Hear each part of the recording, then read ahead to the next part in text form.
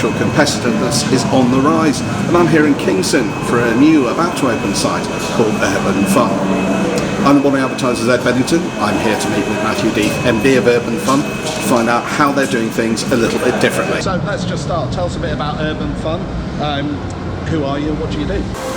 Urban Fun's an experiential leisure facility whereby we have 2 floors of 24,000 square feet with lots of activities under one roof, from bowling, axe throwing, arcade, darts and mini golf and much more. So this is your second site. You're opening a new site in Kingston. Tell us a bit about the site. What are you doing here? So with Urban Fun, this is our second site. Our first site is in Reading. Kingston being a very prominent shopping area, we're basically opening a larger Urban Fun, more activities, 2 bars, a restaurant, lots of different games, from American pool, air hockey, curling, arcade, mini golf, AR darts. So there's something here for everybody. How does it differ from your previous site in Reading? Have you evolved the offer? What's changed? We've evolved the offer. It's a much bigger location because we can see that there's definitely an appetite for lots of games. So obviously our guests would like to come here and play lots of different games. So there's something for everybody to play. I mean, it's tough out there at the moment in the industry. How are you finding things? What's the situation like for you guys? Generally in the hospitality industry it is tough. You know, we have rising costs, electricity, staff wages, business rates, which you would have heard a lot across the board from all the different operators. For us, we try to stay ahead of the curve and basically try and offer a good entertainment package for families, for young adults, so we have a cross-generational offering which we find appealing for everybody.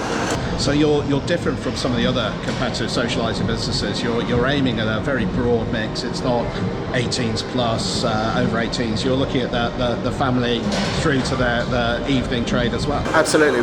During the day we're a family entertainment centre. We open from 11 o'clock. And that, as I said, it's cross-generational, so as the day gets longer into the evening, then naturally we'll have adults, young adults parties. We're very big on Christmas parties, obviously this time of year, for both corporate and we have a lot of kids parties. And how much of the mix is that food and beverage offer within the business? Food and beverage offer would be about 35% of our overall business. So it's significant. I mean, we said it's tough out there. You're expanding. What are you doing and getting right that others aren't? I think the thing for us is we do have a niche. We have a very large arcade style of offering, which is our kind of forte. And our ethos is really to find sites that are central to any shopping district, whereby we can offer a lot of different activities under one roof. Having a single dimensional kind of offering, we feel that isn't the way to go. Hence the reason why Urban Fun is something for everybody. I mean, you are in the competitive socialising space. I mean, how do you see the market for that at the moment? I think the market's tough, really. I think obviously this time of year is where we all need to obviously make money. I think that there will be consolidation in the sector, and I think that basically having more activities, more offering, certainly will help going forward. How would you say you differ from some of the other sort of operators out there? I think we're multi-activity. A lot of the operators out there aren't. You obviously have your bowling alleys where they have other activities outside which are kind of complementary to the bowling, but we have a lot of different activities. So we're not, as I said, a one-dimensional type offering, which I think is important for repeat business, for sure. Where would you say innovation's coming from in this sector at the moment? I think the innovation really is coming from our side, obviously the arcade sector. We have new games that we're bringing in all the time, games that we bring from different parts of the world that haven't been seen in the UK before, which gives us a good grounding for our operations.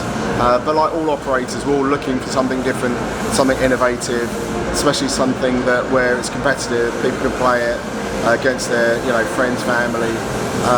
So really the sector, we're always hungry for this type of product.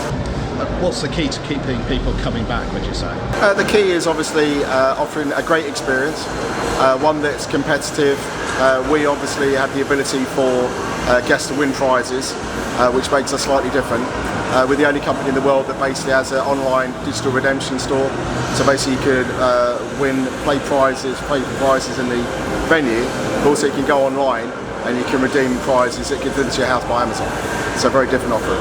I mean, you mentioned new games, different games. Where do you source your equipment from? We buy games from all over the world, really, from Japan, America, Europe. So we are always actively looking for games. We test games from all the different manufacturers internationally. So really, we're at the forefront of the arcade style business. Looking more broadly, recent budget, I mean, what was your thoughts and take on that? I think that there needs to be more support for hospitality businesses across the board. I don't think the government's doing enough. What are the challenges for you, would you say, at the moment in this business? It's a very competitive market, for sure.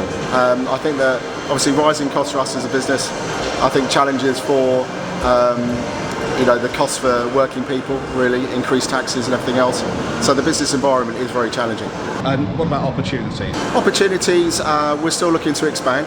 So really for us, it's finding good locations which meet our kind of size criteria, where we can add value to the town centre, make it more vibrant, be complementary to existing businesses. I have to say that with Kingston is that the local businesses here are very supportive of us, as we are with them, and it's very important to work together to make the town centres more appealing for both shoppers, local businesses and people that come in and out of the towns. Within that expansion, are you looking nationally, are you looking locally?